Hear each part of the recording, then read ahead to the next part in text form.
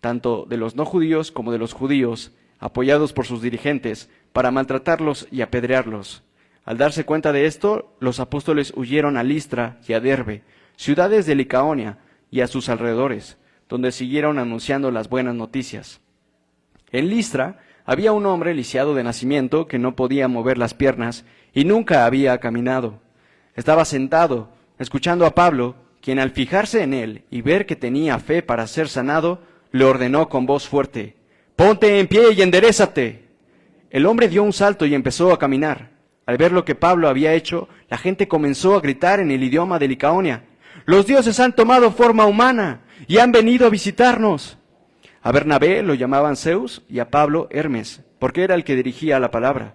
El sacerdote de Zeus, el dios cuyo templo estaba a las afueras de la ciudad, llevó toros y guirnaldas a las puertas y con toda la multitud quería ofrecerle sacrificios. Al enterarse de esto, los apóstoles Bernabé y Pablo se rasgaron las vestiduras y se lanzaron por entre la multitud gritando: «Señores, ¿por qué hacen esto? Nosotros también somos hombres mortales como ustedes. Las buenas noticias que anunciamos son que dejen estas cosas sin valor y se vuelvan al Dios viviente, que hizo el cielo, la tierra, el mar y todo lo que hay en ellos. En épocas pasadas Él permitió que todas las naciones siguieran su propio camino. Sin embargo, no ha dejado de dar testimonio de sí mismo haciendo el bien, dándoles lluvias del cielo y estaciones fructíferas, proporcionándoles comida y alegría de corazón. A pesar de todo lo que dijeron, a duras penas evitaron que la multitud les ofreciera sacrificios. En eso llegaron de Antioquía y de Iconio unos judíos que hicieron cambiar de parecer a la multitud. Apedrearon a Pablo y lo arrastraron afuera de la ciudad, creyendo que estaba muerto. Pero cuando lo rodearon los discípulos, él se levantó y volvió a entrar en la ciudad. Al día siguiente partió para Derbe en compañía de Bernabé. Después de anunciar las buenas noticias en aquella ciudad y de hacer muchos discípulos, Pablo y Bernabé regresaron a Listra, a Iconio y a Antioquía, fortaleciendo a los discípulos y animándolos a perseverar en la fe. Es necesario pasar por muchas dificultades para entrar en el reino de Dios, les decían. Cada iglesia nombró líderes religiosos y con oración y ayuno los encomendaron al Señor, en quien habían creído. Atravesando Pisidia llegaron a Panfilia y cuando terminaron de predicar la palabra en Perge, bajaron a Atalía. De Atalía navegaron a Antioquía, donde se los había encomendado a la gracia de Dios para la obra que ya habían realizado. Cuando llegaron, reunieron a la iglesia e informaron de todo lo que Dios había hecho por medio de ellos y de cómo había abierto la puerta de la fe a los no judíos, y se quedaron allí mucho tiempo con los discípulos. Bueno, pues vamos a invitar a nuestro hermano Daniel a que pase acá al frente y nos comparta la palabra.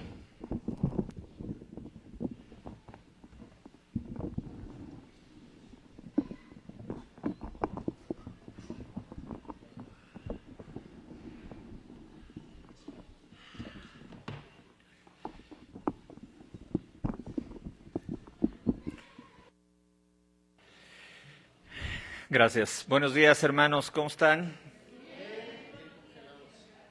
Bien congelados, dice nuestro pastor. No, me da mucho gusto verlos y me da mucho gusto que esta iglesia siempre responde que está bien, aunque no esté.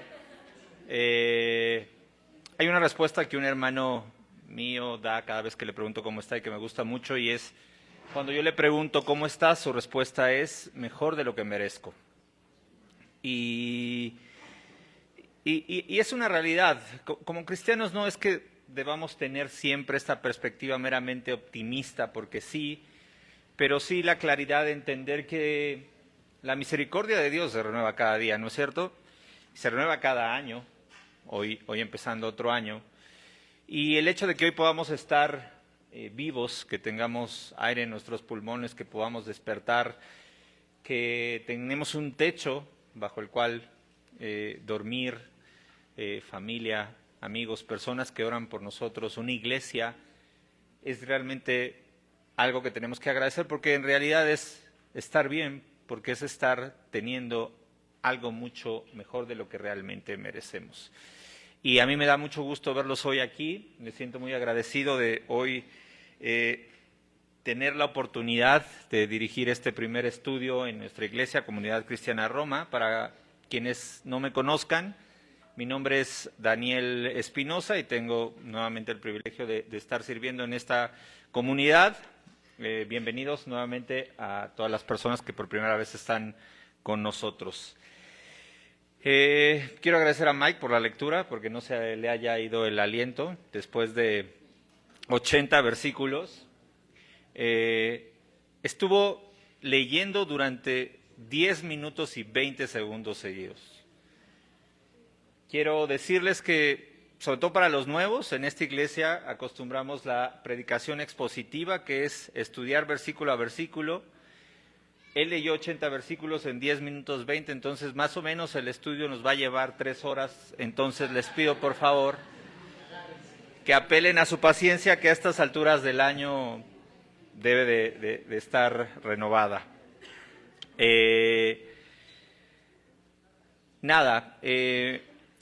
Un poco lo que trataremos de hacer con este estudio es entender cuál es el corazón que hay dentro de estos 80 versículos que nos muestran el primer viaje formal misionero de una iglesia que envía.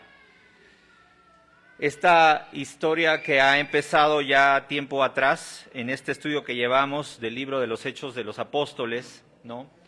Desde el primer capítulo, donde nos hemos dado cuenta principalmente que Dios nos está dejando algo en claro, y esto es que la historia que Él nos está contando a través de este libro no tiene nada que ver con la dependencia de una capacidad humana, sino principalmente por el efecto poder y gracia que otorga a estas personas que conforman a su iglesia el Espíritu Santo. Lo primero que veíamos, a manera de recapitulación en estos primeros capítulos de este libro, era como los discípulos de esta iglesia no hacían otra cosa que lo que sabían hacer, que era esperar, orar y recibir la promesa desde lo alto.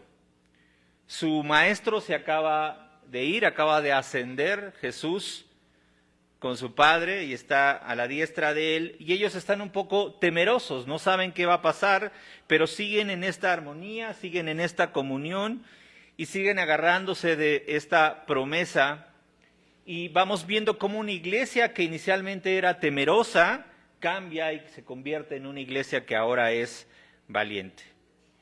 Es en Jerusalén donde nace este testimonio de esta iglesia, y esto se realiza en medio de milagros, en medio de enseñanza, pero sobre todo en medio de comunión de personas que están unidas por un elemento fundamental, que es la fe en su Maestro, la fe en Jesús, la comunión que tienen, pero que también están enfrentando al mismo tiempo oposición.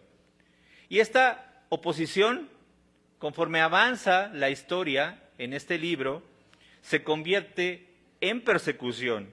Y esto lo que hace es dispersar a estos creyentes y hace que vayan hacia otros lugares por causa de esta persecución. En un momento dado esto inclusive pareciera que genera un retroceso en la historia de esta iglesia.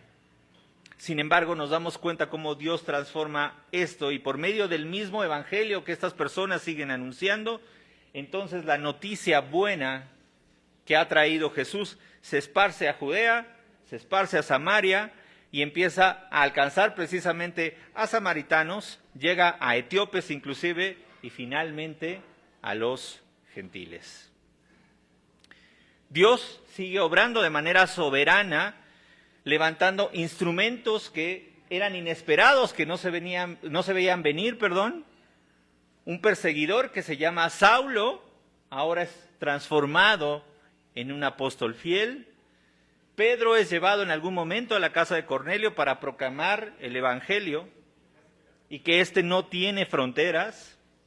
Y la iglesia poco a poco empieza como a comprender que el plan de Dios siempre fue algo mucho más grande que solamente una nación. Todo esto, nuevamente, es importante que nos demos cuenta que no transcurre a través de estrategias que son humanas, sino por la dirección fiel y única del Espíritu Santo. Es el Espíritu el que está guiando a la iglesia y lo hace paso a paso, inclusive lo hace a través del sufrimiento, inclusive lo hace a través de la incertidumbre. Y es así como llegamos a estos capítulos que acaba de leernos nuestro hermano Mike, el capítulo 13 y el capítulo 14, donde podemos ver este primer viaje misionero que realizan 3 personas, Pablo, Bernabé y un ayudante. Y esto no parece como algo que sale de manera repentina, de manera sorpresiva, sino que es la culminación natural de la obra de Dios que ya venía haciendo a partir de lo que les acabo de contar. Y así empezamos, en Antioquía, mientras la iglesia adora, mientras la iglesia ayuna, Dios está preparando a obreros que han de ir para llevar su mensaje poderoso, para hacerlo con poder y para hacerlo con perseverancia, con un fin que es llevar el Evangelio a todas las naciones. Quiero que tengamos esto en cuenta de manera muy clara. No se trata de una iglesia que está sosteniendo la obra de Dios, sino a Dios que sigue sosteniendo a su iglesia mientras cumple fielmente el propósito que siempre ha tenido al ser el Redentor del mundo. Y les decía, un poco vamos a abordar este mensaje no de manera lineal, ya que nos llevaría bastante tiempo, pero sí haciendo de manera agrupada un poco la recapitulación de los escenarios que creo son los más importantes que se destacan en este viaje, y creo que son 3 puntos principalmente los que vamos a ver.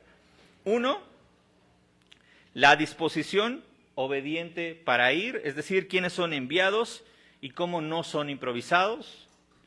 2, una predicación que es clara, que es fiel y que es confrontadora a partir únicamente de compartir el Evangelio. Y 3, ¿cuál es la respuesta ante este Evangelio? Vamos a orar. Padre, te damos gracias por otro día que nos das de vida y te damos gracias porque has permitido que llegue este domingo, donde en esta comunidad regresemos a compartir tiempo, a compartir nuestros corazones con nuestros hermanos. Te damos gracias que has permitido que llegue un año más. Te damos gracias que estamos aquí hoy de pie y rendimos nuestros corazones ante tu voluntad, ante tu soberanía. Te pedimos que quites de nuestra cabeza cualquier distracción. Te pedimos que tú hables directamente a nuestros corazones. Te pedimos que tú te lleves la honra y la gloria a partir de todo lo que platiquemos aquí. Que podamos realmente ver la centralidad del Evangelio a partir de lo que ha hecho Jesucristo, que es aquello que fundamentalmente nos sostiene y funda nuestra fe.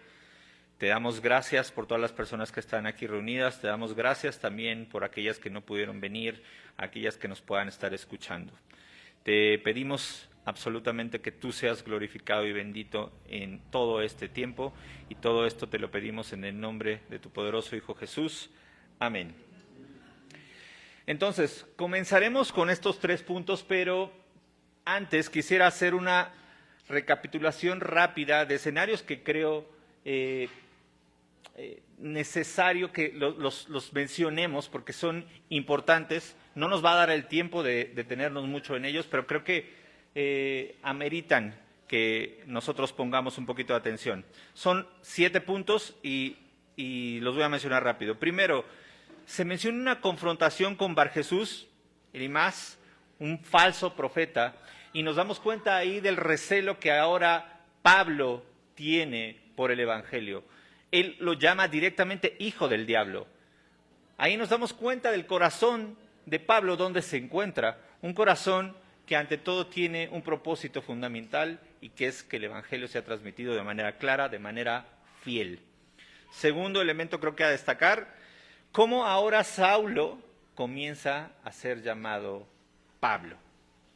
En Hechos 13:9, ahí se menciona ya el nombre principalmente de este apóstol como Pablo. Ya deja de ser Saulo y comienza a llamarse así. Asimismo, punto 3, hay un cambio de liderazgo visible tomando las riendas Pablo. Anteriormente en los listados, Pablo no era mencionado al principio. En la Escritura, el orden en que los apóstoles son nombrados tiene un origen y tiene un fundamento. Y en este capítulo nos damos cuenta cómo Pablo adquiere ese liderazgo que hasta un principio del mismo lo tenía Bernabé, y es como este switch que se hace. 4, Juan Marcos, el ayudante que los acompañaba, abandona el viaje misionero, y si bien en este capítulo no hablaremos mucho, este escenario tiene una relevancia, sobre todo en el capítulo 15, donde genera un tema ahí entre Pablo y Bernabé. 5, un milagro en Listra y una confusión pagana. Nos damos cuenta de un cojo que ha sido sanado. Este escenario no es nuevo dentro de las Escrituras, ya lo hemos visto antes y tiene un propósito principal, que es no exaltar precisamente el milagro, sino apuntar a Jesús y a que aquellos que presencian ese milagro puedan creer. 6, rechazo de la adoración y la corrección del error. Pablo y Bernabé son llamados respectivamente Hermes y Zeus, ¿no? Y Pablo menciona algo que es fundamental. Él les dice, no nos llamen así. Yo soy un hombre común y cualquiera como ustedes. Y esto tiene una relevancia fundamental. Nos daremos cuenta en nuestro estudio cómo esto sienta un parámetro. 7. Durante este primer viaje misionero, no fue poca cosa, se recorrieron por lo menos 8 ciudades principales: Seleucia, Salamina en Chipre, Pafos en Chipre, Perge de Panfilia, Antioquía de Pisidia, Iconio, Listra y Derbe. Esto lo hicieron aproximadamente entre 1 y 2 años. Nosotros, como iglesia, nos cuesta trabajo hacer un par de viajes misioneros aquí a Chapultepec al año. Estos 2 hermanos recorrieron 8 ciudades en 2 años. Esto más o menos entre los años 46 y 48 después de Cristo, según los estudiosos de la ley, de las Escrituras, Y el camino que recorrieron para volver a regresar a Antioquía fue vasto.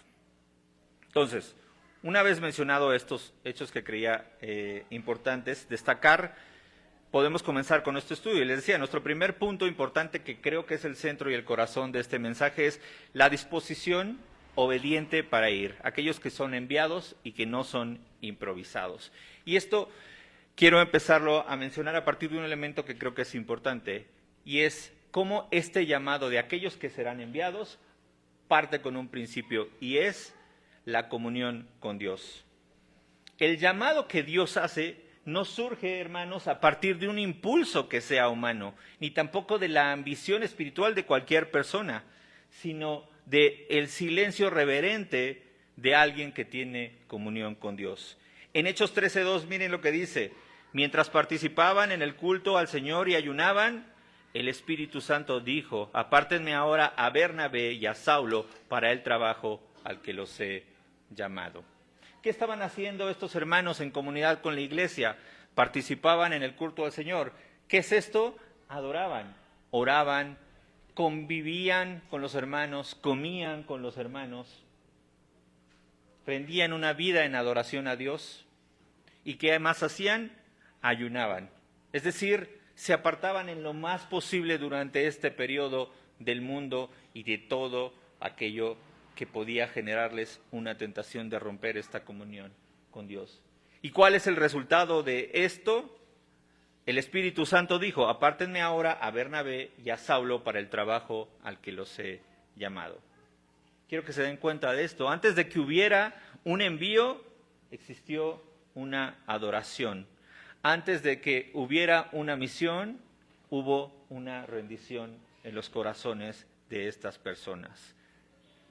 Y es que así nos damos cuenta a partir de este viaje cómo Dios está hablando a corazones que en primer lugar lo que están aprendiendo es escuchar. Pablo y Bernabé, no dice la Escritura que se ofrecieron, que alzaron la mano y dijeron, yo soy quien debe de ir. Ellos no se están promoviendo, ellos no se están postulando. Dice la palabra que el Espíritu dijo, apártenme a estos.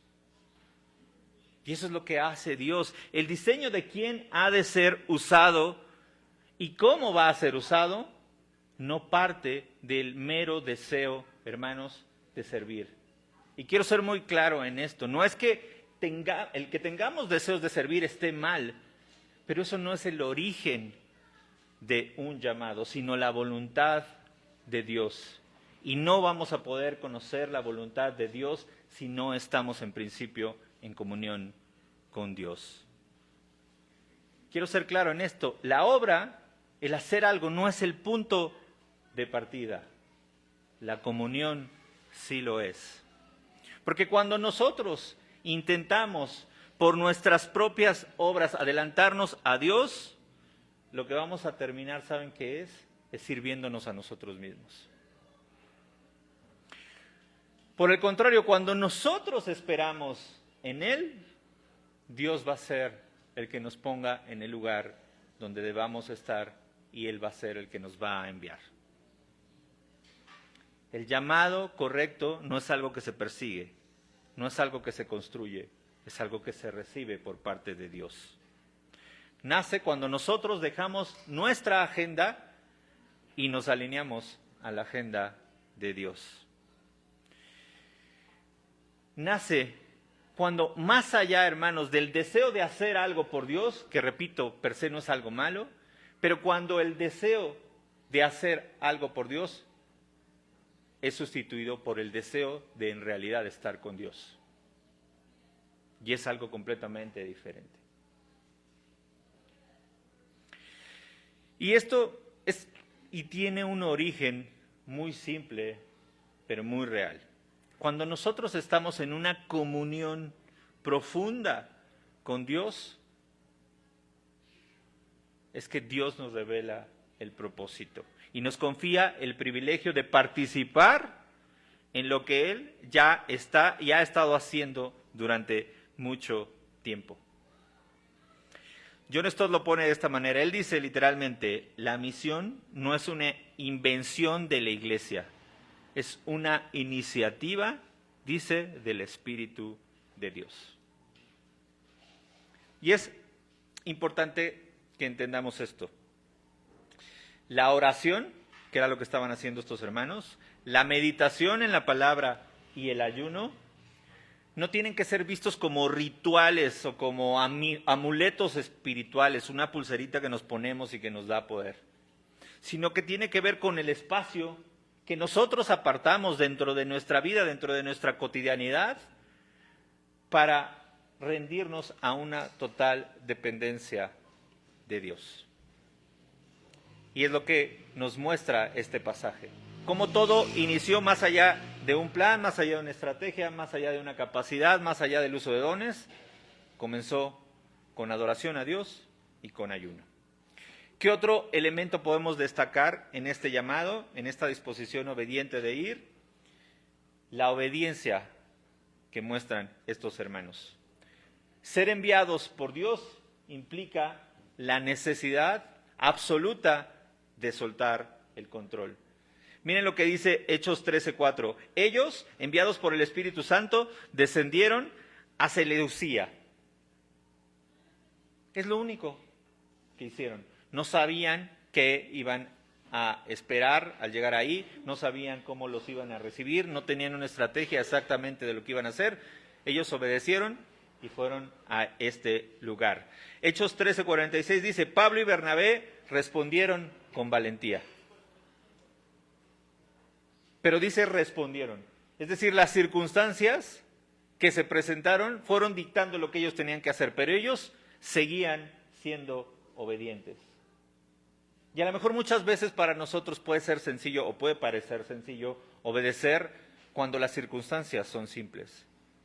Pero estos hermanos no se encontraban en medio de situaciones simples. Mira lo que dice Hechos 14:3. A pesar de todo, Pablo y Bernabé se quedaron allí mucho tiempo, hablando con valentía acerca del Señor, quien confirmaba el mensaje de su gracia, concediéndoles hacer señales y milagros. En medio de la oposición, ellos permanecían valientes haciendo lo que Dios les había pedido. Pero no solamente se trataba de oposición, hubo inclusive persecución. Hechos 14, 19, 20 dice, entonces llegaron unos judíos de Antioquía e Iconio que persuadieron a la multitud, apedrearon a Pablo y lo arrastraron fuera de la ciudad, pensando que estaba muerto. Pero cuando los discípulos lo rodearon, se levantó y dice, volvió a la ciudad. ¿Han oído esa expresión que dice, ya dejen lo que está muerto? Así estaba Pablo. ¿Alguna vez a lo mejor les ha tocado que una piedra por casualidad les pegue? Y el dolor que esto implica. Yo no puedo imaginar lo que es estar delante de la vista de los demás prácticamente muerto por causa de ser apedreado. Y así acabó Pablo. ¿Y qué hizo? Él tenía toda la razón si se echaba a correr, si escapaba, si renunciaba a esta misión. Nadie lo iba a culpar. Su vida estaba en peligro.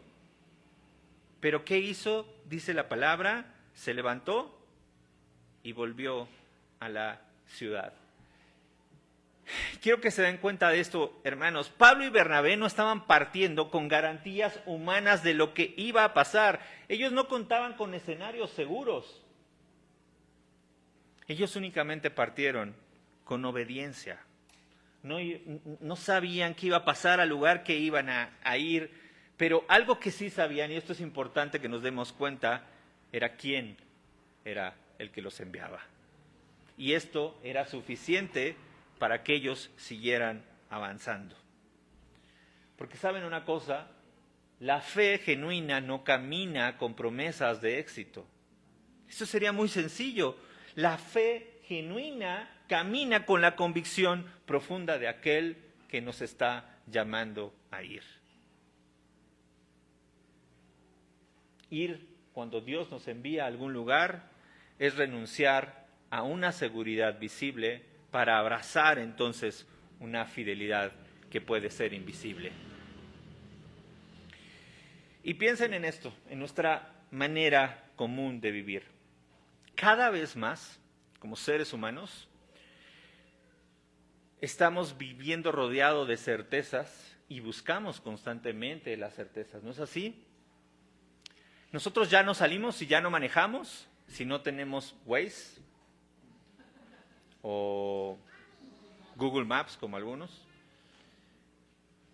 Nosotros no vamos ahora a un restaurante si no revisamos 15 veces las calificaciones que en la red les ponen. Nosotros ya no vamos de viaje si no sabemos en la fecha que vamos a ir, cómo está el clima, si va a llover, si va a nevar, si está caluroso, qué ropa usar. Y nada de esto está mal. Pero constantemente en nuestra vida tratamos de estar más y más rodeados de certeza en lo que va a pasar. Pero ¿saben cuál es el problema de esto?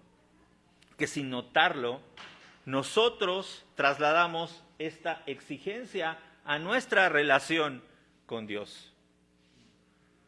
Claro, sí te sigo, pero dime que me va a ir bien. Claro, hago lo que tú me dices, pero permíteme ser feliz.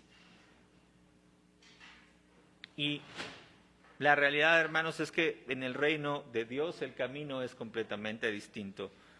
Porque primero nosotros tenemos que confiar para entonces poder obedecer. Sin ninguna certeza, sin ningún seguro, sin nada que nos prometa el cómo nos irá. Simplemente confiar y después obedecer. Y es por eso que la palabra nos exige tener una fe o nos alienta a tener una fe como la de un niño. Hace poco Cari me mandaba un video de Mateo, mi hijo, que para quien no lo conozca ya tiene casi 4 años. Y más o menos como al año y medio será, pues de las primeras veces que él entraba a una alberca, a una piscina. Y me acuerdo que pues yo le decía, esto ya lo he contado antes, pero yo le decía, aviéntate, ¿no? Y él un poco con temor, pero se aventaba. Y le decía, aviéntate, yo te voy a agarrar de la mano siempre. Y pensaba, Mateo no sabía si su papá sabía nadar o no. Mateo no tenía idea que yo aprendí a flotar hasta los 34 años. Mateo no sabía que le sigo teniendo miedo al agua. Pero él confiaba en mí y se aventaba. Y creo que es esto hacia donde nos llama Dios cuando nos pide que confiamos en Él. No a que busquemos seguirlo, a que busquemos una fe que camine con mapas, sino una fe que camine únicamente agarrados del Padre. Y cuando hacemos esto, de verdad, si han tenido la oportunidad, no me dejarán mentir, cuando realmente obedecemos con fe en nuestro corazón, pasa algo sumamente padre, que es que Dios nos muestra cómo Él ya desde antes había preparado el camino. Y creo que como iglesia, como personas en general, este pasaje y esta obediencia de Pablo y Bernabé nos exhortan a darnos cuenta que Dios no está buscando currículums que sean impresionantes. Él solamente está buscando corazones que puedan rendirse y decir: Señor, no sé lo que va a pasar, pero confío completamente en ti. Él no busca iglesias o personas que acumulen talentos, sino iglesias que confíen lo suficientemente en Él, inclusive cuando las circunstancias sean confusas, cuando las circunstancias sean dolorosas, para decir: sí, Señor, estoy aquí, envíame a donde tú quieras. Creo que esa es la obediencia que nos llama a tener. Y pensaba en el contexto de la Biblia, en escenarios de obediencia, que hay muchos, ¿no? Está el de Abraham entregando a su hijo Isaac. Pero me pasaba por la mente uno que me conmovía mucho, porque parece ser un tipo de obediencia silenciosa o anónima, pero que tiene una relevancia muy grande. Me refiero a la de José, el esposo de María. Miren lo que dice Mateo 1:20 y 24. Un ángel del Señor se le apareció en sueños y le dijo: José, hijo de David, no temas en recibir a María por esposa, porque ella ha concebido por el poder del Espíritu Santo. Cuando José despertó, hizo lo que el ángel del Señor le había mandado y recibió a María por esposa. Todos aquellos que están casados y los que no, los que tengan una novia quizás, ¿qué pensarían si un ángel se aparece y les dice: tu novia y tu esposa está embarazada y es por obra del Espíritu Santo? Honestamente, es algo difícil de creer. Es algo que naturalmente es imposible, pero sabemos que Dios no obra a través de lo que es natural. Sabemos el poder de Dios, conocemos el poder de Dios. Entonces, ¿por qué nos costaría tanto trabajo creer eso?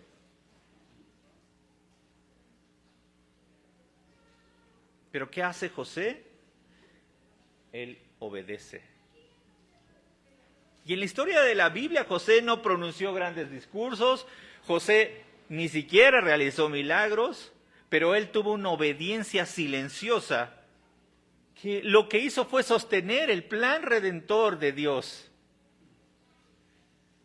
Él obedeció aceptando a María como esposa. Él obedece cuando le dice: toma a tu familia y llévala a Egipto. Él obedece cuando Dios le dice: permanece ahí hasta que Herodes muera. Él obedece cuando le dice: ahora ya regrésate a Israel.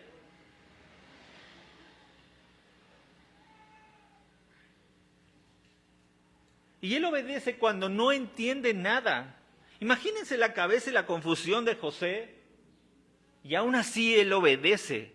Obedece cuando el costo era alto. Y obedece cuando su reputación, que en este contexto de la historia valía mucho, está en juego. ¿Y saben cómo usa Dios esta obediencia, que parece sencilla? La usó para cuidar al Salvador del mundo. Y eso es lo que nos enseña este par de capítulos. A anhelar un tipo de obediencia genuina en nuestro corazón delante de aquello que Dios nos hable. Segundo elemento importante en esta en este estudio, es cuál es la herramienta que llevan Bernabé y Pablo en este viaje misionero. Una predicación que es clara, que es fiel y que es confrontadora.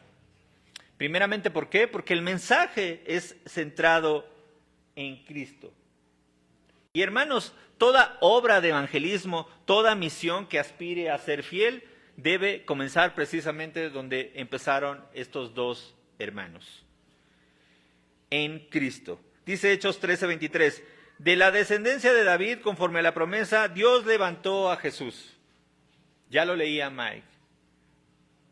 Lo que hace Pablo es tomar toda la historia descrita en las Escrituras. Él empieza desde Éxodo, habla de cómo sacó Dios a su pueblo de Egipto, pasa inclusive por los jueces, por David, por Saúl, y lleva precisamente a la iglesia a decirle, todo esto que has visto, todo esto que has escuchado, esto que has leído, inclusive memorizado, apuntaba hacia un lugar, hacia un Redentor.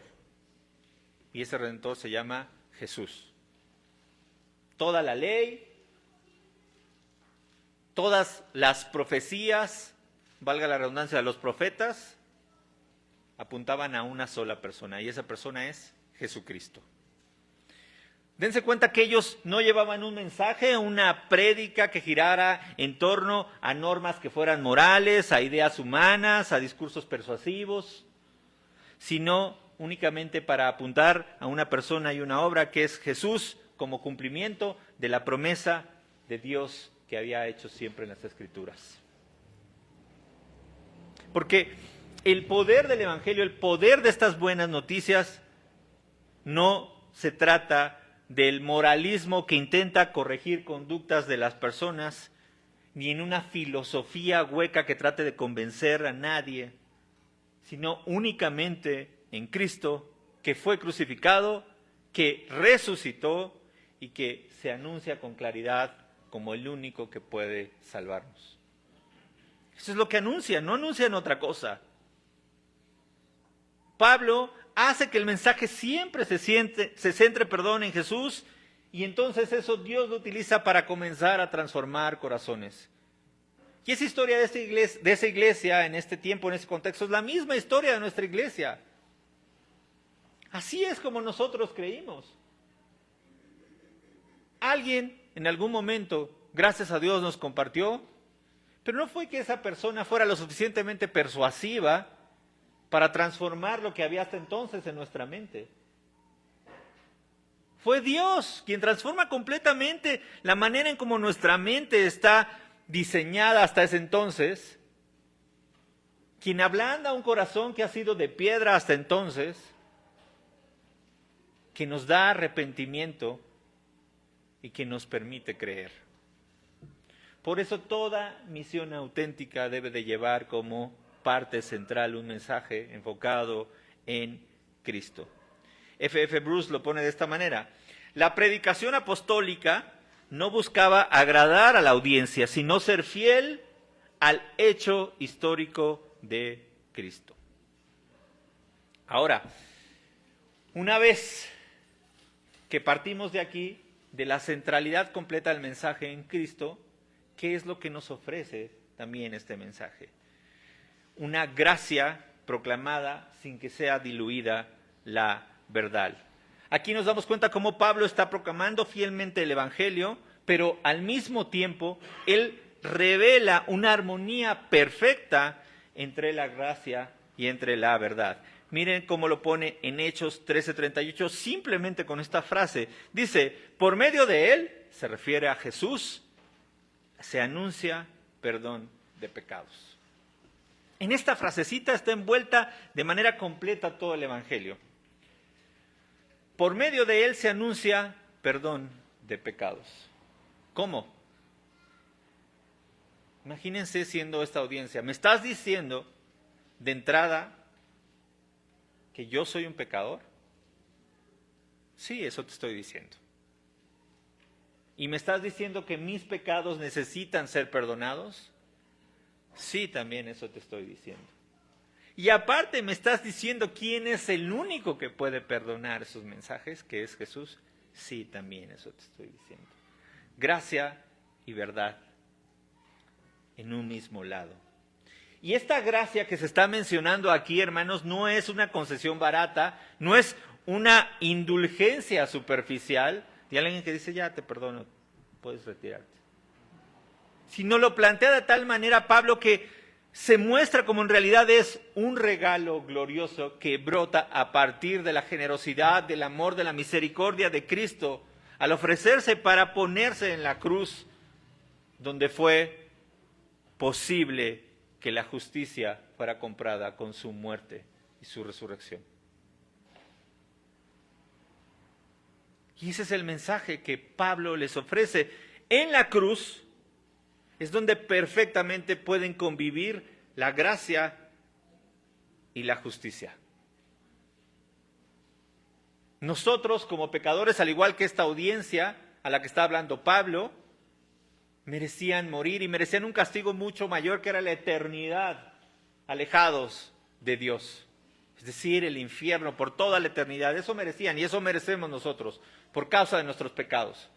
Ese era el pago que merecíamos.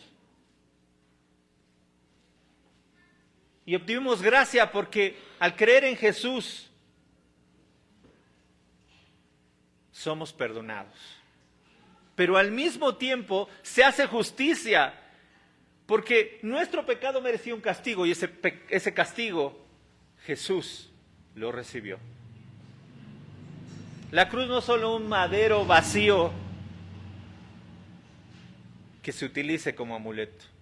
Es un recordatorio constante de que el Hijo de Dios sufrió lo que yo debería de sufrir. Él fue castigado, Él fue escupido, Él fue maldecido, Él fue asesinado en esa cruz.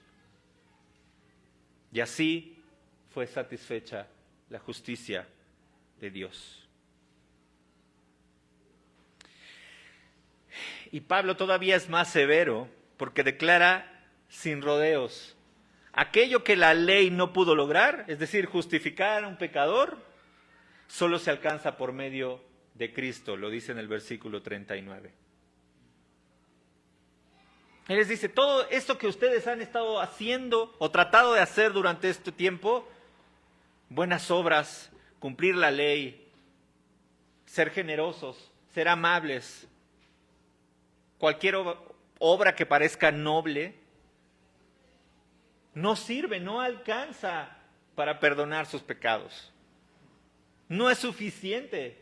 Pueden cansarse de hacerlo durante toda la vida, pueden parecer buenos moralmente hablando delante de los demás, pueden lograrlo inclusive, pero no les va a alcanzar. Solamente Cristo es quien puede ofrecer este perdón de pecados. Y el Evangelio entonces lo que hace es confrontar a esa audiencia, porque expone su incapacidad, derriba todo mérito que pueden creer tener y los deja entonces sin argumentos delante de Dios. Les dice, la salvación no se hereda, la salvación no se gana, la salvación solamente se obtiene por fe en aquel que puede darte esa salvación, que es Jesús, a través de lo que hizo en su vida, muerte y resurrección. Y por eso es que nosotros debemos de darnos cuenta cómo este evangelio bien predicado que realiza Pablo está, por un lado, anunciando un perdón con esperanza, pero también una verdad con claridad.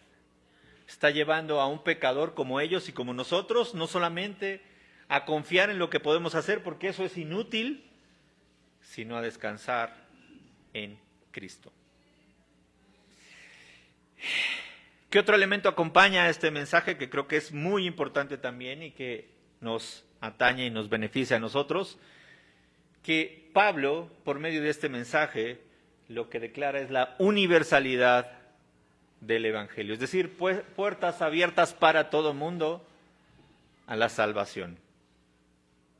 Pablo y Bernabé presentan un Evangelio que se abre como una puerta que durante muchos siglos parecía haber estado cerrada. Miren lo que dice específicamente Hechos 13:5. Llegaron a Salamina y anunciaban la palabra de Dios en las sinagogas de los judíos. Luego dice en Hechos 13:48, cuando los gentiles, es decir, no los judíos, los gentiles oyeron esto, se alegraron y alabaron la palabra del Señor y creyeron todos los que estaban destinados a la vida eterna. Luego, Hechos 13:46-47. Pablo y Bernabé respondieron con valentía. Era necesario anunciarles primero a ustedes la palabra de Dios, es decir, a los judíos, al pueblo de Israel.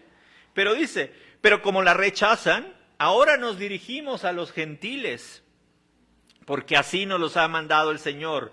Te he puesto como luz para las naciones a fin de que lleves la salvación hasta los confines de la tierra.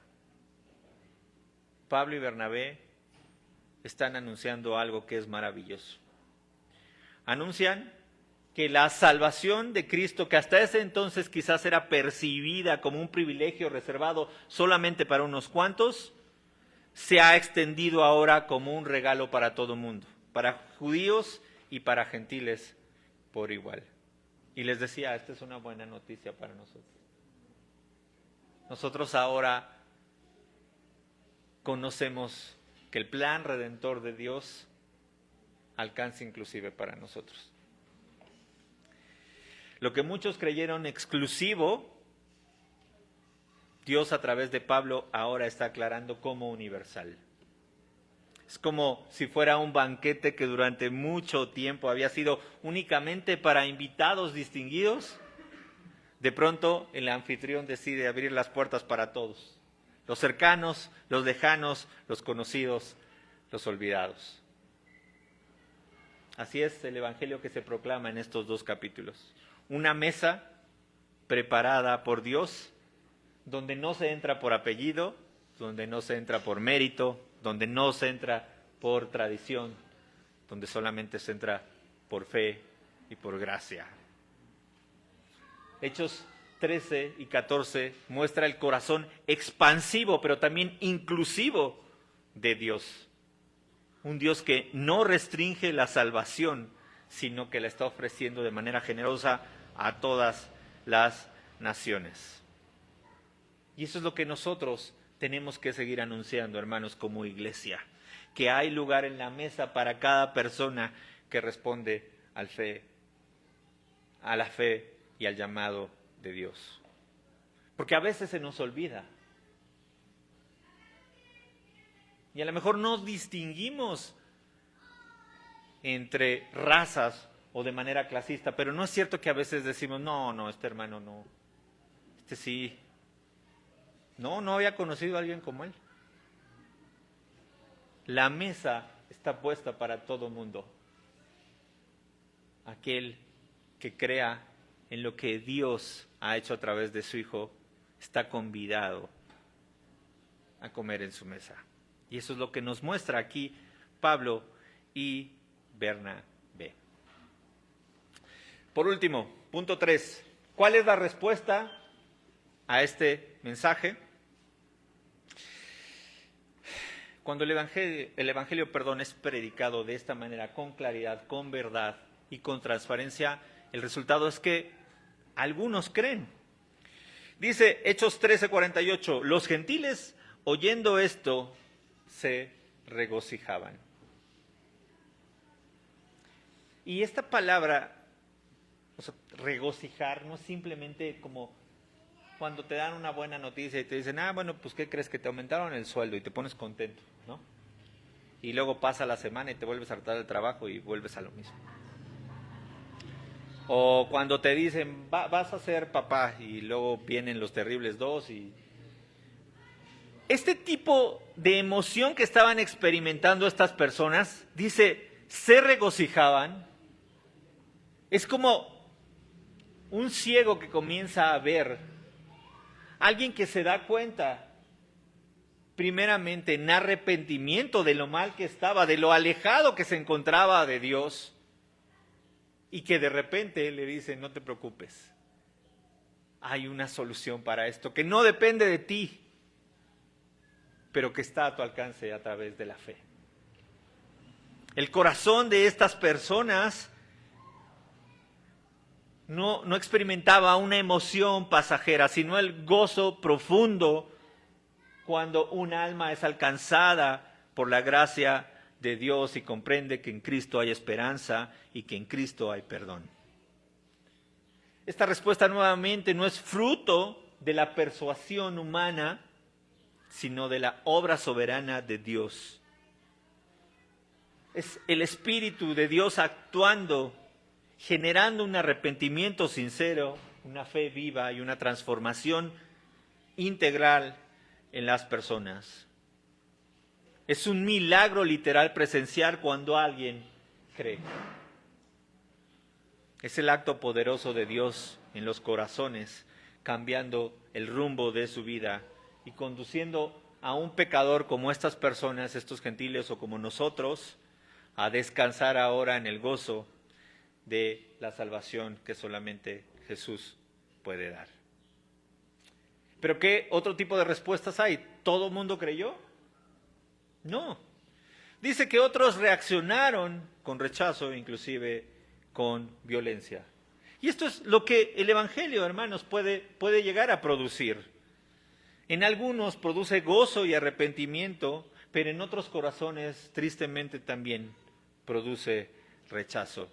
Dice Hechos 13:45, los judíos que conocían la ley, que la habían estudiado por años, que la memorizaban y que inclusive la enseñaban, los judíos, dice, se llenaron de celo.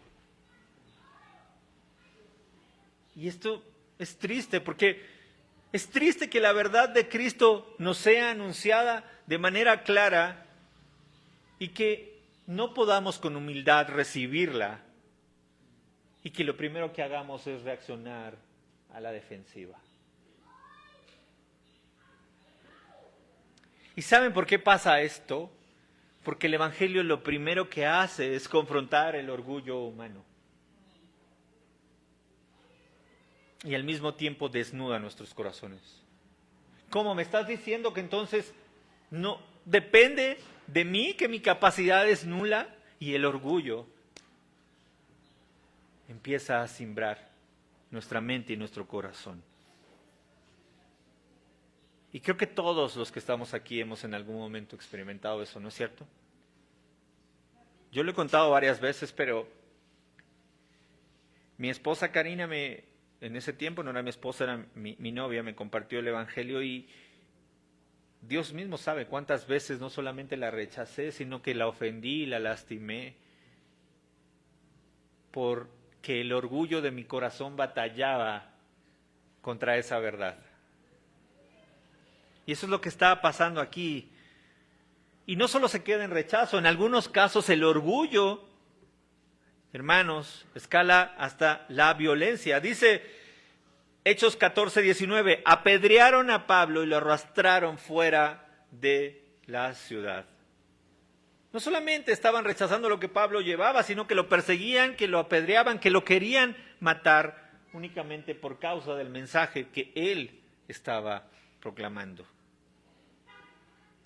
Y la hostilidad ante el Evangelio no suele dirigirse solamente ante el mensaje per se. Muchas veces les toca seguir esta persecución en contra de los mensajeros. Y no surge porque los mensajeros sean problemáticos. Bueno, quizás en algunos casos sí, pero en la generalidad no se trata, o el problema no se trata de los mensajeros, sino de un hecho particular. La luz que trae el Evangelio a través de Cristo es una luz que incomoda a aquellos que en algún momento amamos más las tinieblas. Pero ¿saben algo? Esta oposición, este rechazo, esta persecución no se encuentra fuera de la soberanía de Dios. Él sigue teniendo el control en todo momento, incluso en la persecución, incluso lo utiliza para seguir cumpliendo su propósito. Y eso quiero que lo mantengan en mente cada vez que a nosotros nos toque ir y compartir el Evangelio donde sea. El que nos rechacen, inclusive pueda ser de manera violenta, no significa un fracaso ante el mensaje del Evangelio. Sigue siendo Dios quien está en control. Dios permite tanto la fe como la resistencia. Y lo mejor es que Él usa ambas cosas para su obra y para seguir formando siervos que confían plenamente en Él. Por último, al final, una respuesta que también provoca el Evangelio, no solamente para aquellos que lo rechazan o aquellos que la reciben, sino también para aquellos que la promulgan, es la perseverancia en gozo. Aún en medio de la oposición, aún en medio del sufrimiento, dice que Pablo no abandonó a los creyentes, sino que se quedó con ellos. Hechos 14:22 dice, confirmando los ánimos, exhortándoles a permanecer en la fe. Y esto nos debe de dar ánimos a nosotros como iglesia. La misión no se detiene cuando llegan las pruebas. La misión no se detiene cuando los problemas se presentan. Al contrario, es ahí donde el acompañamiento pastoral, la comunión que tenemos como iglesia, se vuelven esenciales, se vuelven necesarias. No podemos perseverar en soledad, sino que necesitamos caminar juntos, animándonos unos a otros cuando flaqueemos, porque va a pasar, animándonos a seguir confiando en Dios. Porque el sufrimiento, hermanos, lejos de destruir la fe, sigue siendo usada por Dios para formar discípulos maduros y para formar discípulos firmes como lo fueron Pablo y Bernabé. Y esa es la exhortación vigente para hoy, para nosotros, no retroceder, no desanimarnos, no soltar la fe cuando el escenario se vuelve difícil. Permanecer como Pablo lo hizo, junto a sus discípulos. Somos llamados, como él lo hizo, a perseverar en gozo, sabiendo que Dios sigue usando todas estas pruebas, todos estos escenarios para fortalecernos y para llevarnos de la mano a la plenitud de su propósito. Para concluir, hay una historia que no les voy a contar dónde la escuché porque me sacarían de aquí, pero que cuando estudiaba este pasaje la recordaba y me parecía adecuada.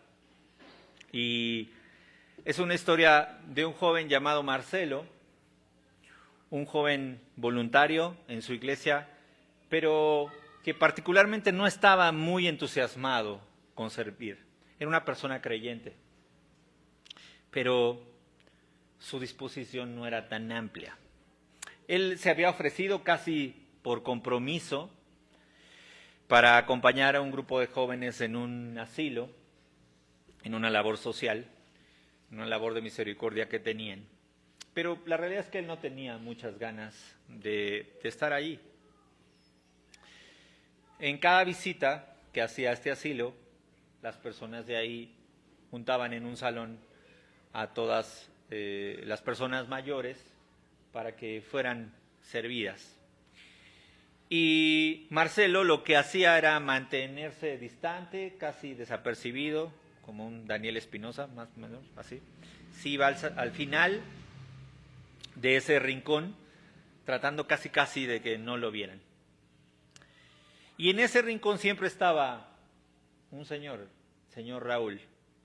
Era un anciano en silla de ruedas que parecía casi estar dormido todo el tiempo, un poco ausente del mundo.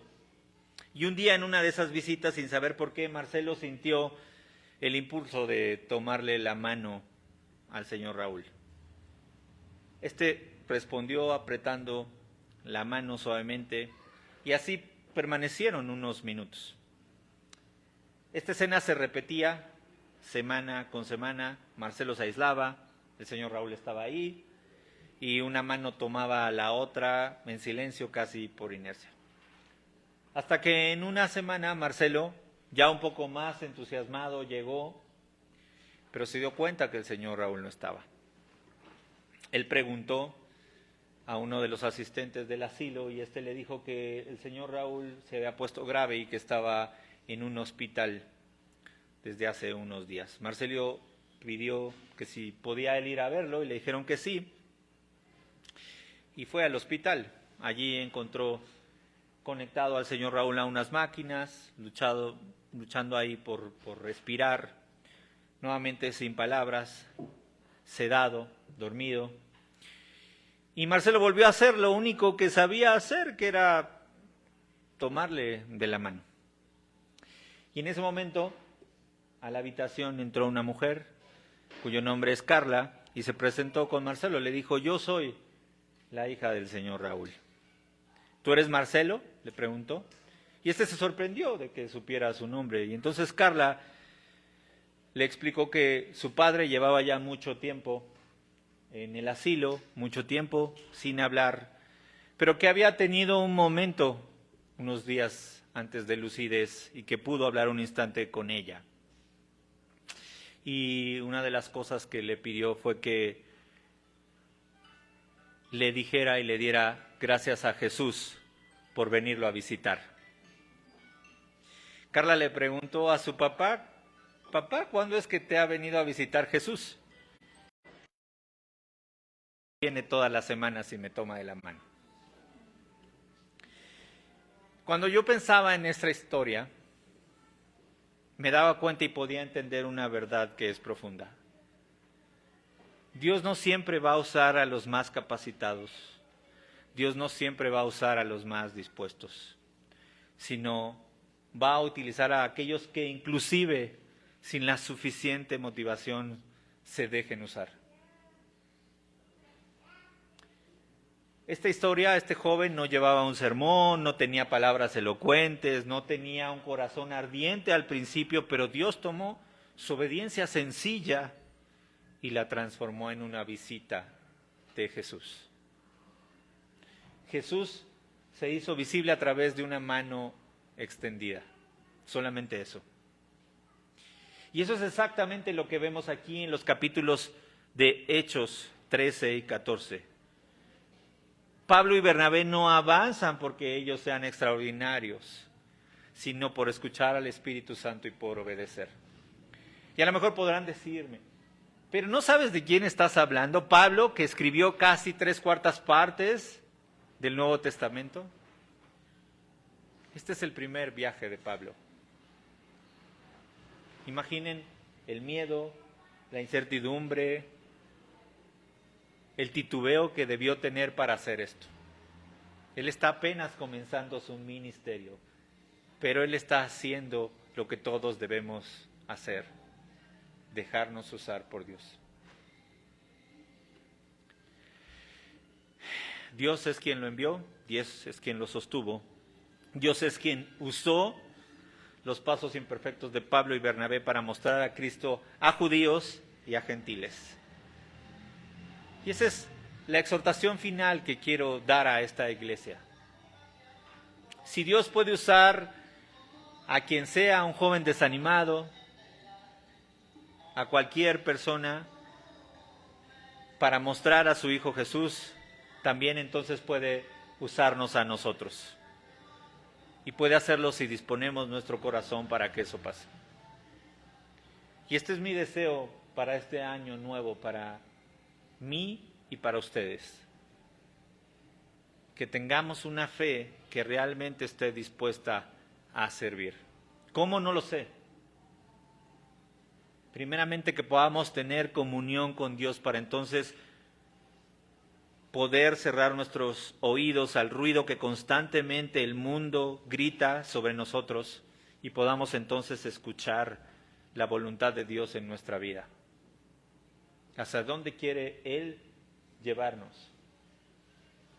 Y como siempre podemos argumentar: pero es que no tengo tiempo, pero es que no tengo dones, pero es que no sabes los problemas ni las luchas que yo presento.